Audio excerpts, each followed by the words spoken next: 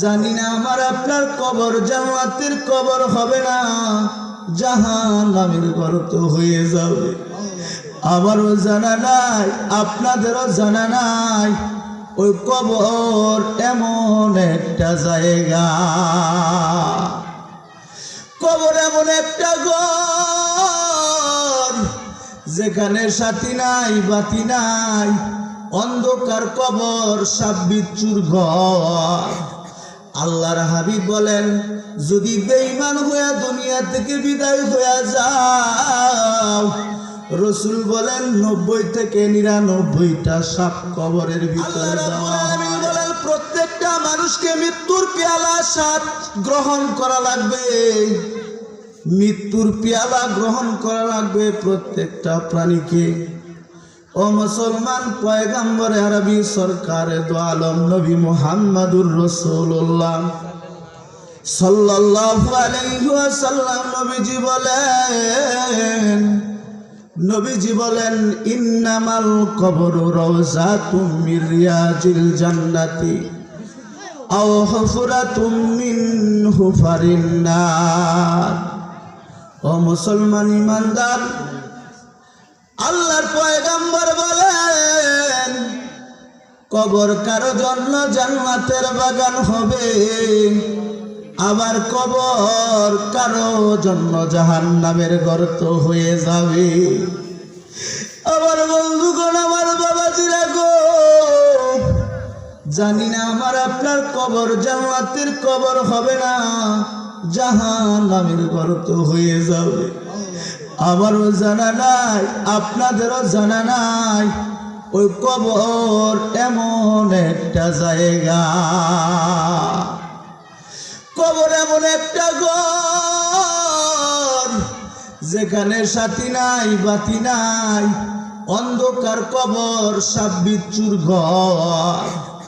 আল্লাহর হাবিব বলেন, যদি বেঈমান হয়ে দুনিয়া থেকে বিদায় হয়ে যাও, রসুল বলেন 90 থেকে 99টা সাপ কবরের ভিতরে দেওয়া হয়। আমার রসুল বলেন, কবর কারো জন্য জান্নাতের বাগান হবে, আবার কবর কারো জন্য জাহান্নামের গর্ত হয়ে যাবে। যেই নবীর আল্লাহ সৃষ্টি না করলে আসমান জমিনের কুল কায়নাতের কিছুই আমার আল্লাহ তাআলা তৈরি করতেন না, সৃষ্টি করতেন না। সেই নবীর ঘরেও যখন মালাকুল মউত আজরাইল নবীজির ঘরের দরজায় দাঁড়ানো, নবীজির ঘরের দরজায় মালাকুল মউত আজরাইল আসিয়া, ও মুসলমান, নবীজিকে সালাম দিলেন। নবীজিকে যখন সালাম জানাইলেন, আল্লাহর পয়গম্বর রহমাতুল লিল আলামিন নবীজি আমার অসুস্থ, বিছানা থেকে নবীজি উঠতে পারেন না। ও মুসলমান, আল্লাহর হাবিব বিশ্ব নবী খাতুনে জান্নাত ফাতেমাকে, কারণ হলো বাবাজি, বাবা মা অসুস্থ হয়ে গেলে বাবা মার পাশে একমাত্র সন্তানেরাই বেশি থাকে, কথা বলেন ঠিক কিনা? বাবা অসুস্থ হয়ে গেলে মেয়েরা বেশি বাবার কাছে সময় দেয়, বাবার কখন কি লাগবে। আল্লাহর হাবিব নবী আমার অসুস্থ, নবীজির পাশে খাতুনে জান্নাত হযরতে ফাতেমা রাদিয়াল্লাহু তাআলা আনহা। আজরাইল যখন নবীজির ঘরের দরজায় সালাম দিছে গো, সালাম দেওয়ার পর আল্লাহর পয়গম্বর ডাকদা বলেন, ফাতেমা, ঘরের দরজাটা খুলিয়া দাও, ঘরের দরজা খুলিয়া দাও।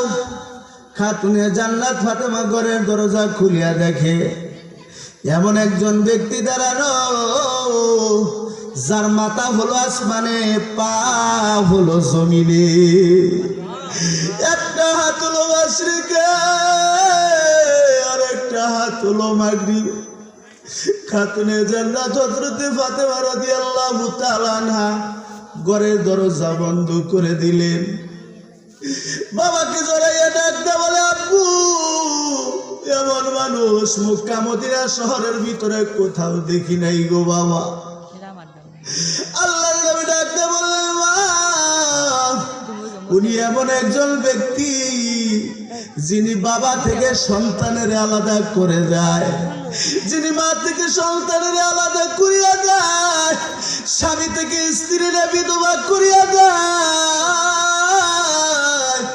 ও মা উনি হলো হাজা মালাকুল মাউত। ফাতেমার আর বুঝার অসুবিধা হইল না। হযরতে ফাতেমা কান্দে আর ডাক ডাক কয়, বাবা ও বাবা, তোমার ফাতেমার এতিম বানায় তুমি কার কোথায় যাও?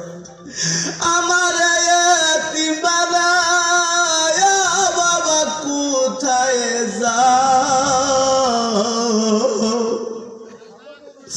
তোমার ফাতেমার কার কাছে গোরাই খাজা। তুমি ডাক্তার বল, যে বাড়িতে যাব আমি মাগো দাওয়াতে, ওর দুইজন যাওয়া যায় না রে মা সে বাড়িতে, ওর দুইজন যাওয়া যায় না রে মা সে বাড়িতে। মালাকুল মউত আজরাইল নবীর ঘরে আসিয়া নবী ডাকতে বললেন, ফাতেমা আমি নবীর ইজ্জতের খাতিরে সম্মানের খাতিরে মালাকুল মউত আজরাইল পারমিশন চাইছে, তাকে অনুমতি দিয়ে দাও। তিনি কারো থেকেও অনুমতি নেন না, তিনি সব সময় মানুষের কাছে যান না, প্রত্যেকটা ব্যক্তির কাছে প্রত্যেকটা প্রাণীর কাছে একবার করে তিনি যান। হযরত ফাতেমা রাদিয়াল্লাহু তাআলা বাবাকে জড়াইয়া জড়িয়া কান্দে গো, ও বাবা জিরা দিলটারে নরম করে দেন রে বাজান, ও পর্দার অন্তরালের মা দিলটারে নরম করিয়া দেন।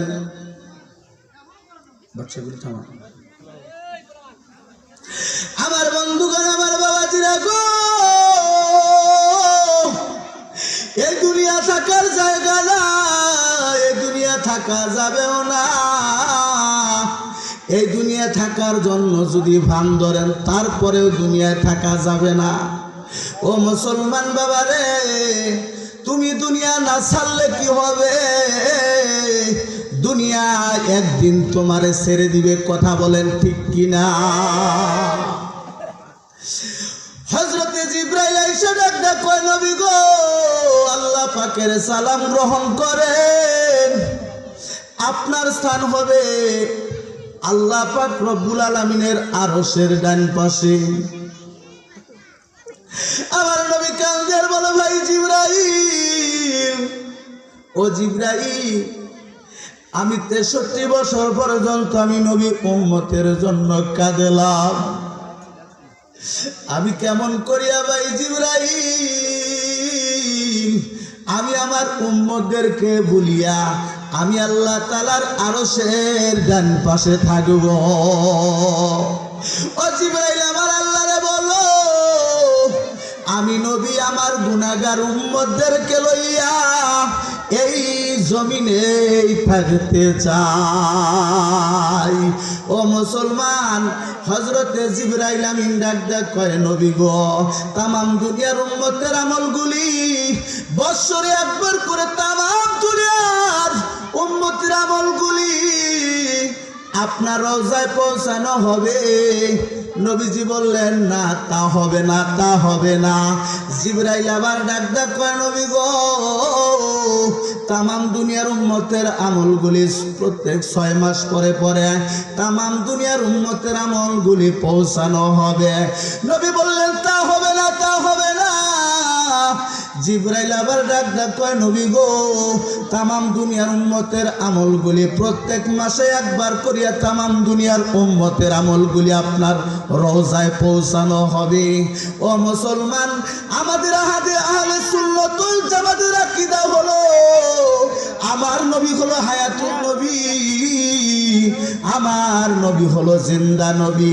আজও আমার নবী মদিনার জমিনে শুইয়া আমার নবী উম্মতের জন্য আজ কাঁদি উম্মতের লাগিয়া নবী কাঁদেন সোনার মদিনায় বলেন উম্মতের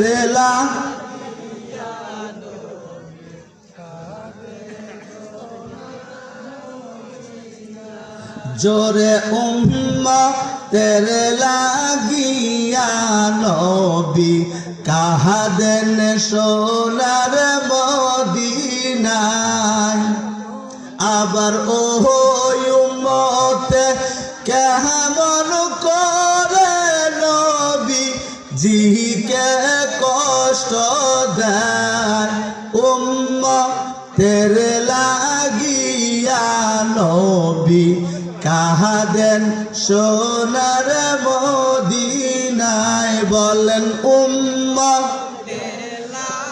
খুব ভালো লাগে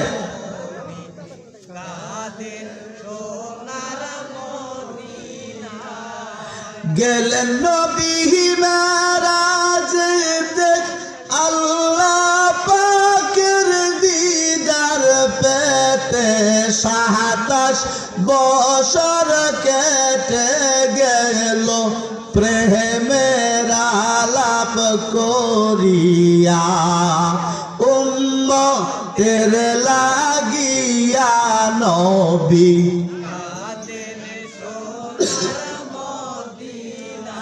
জোরে উম্মতের লাগিয়া নবী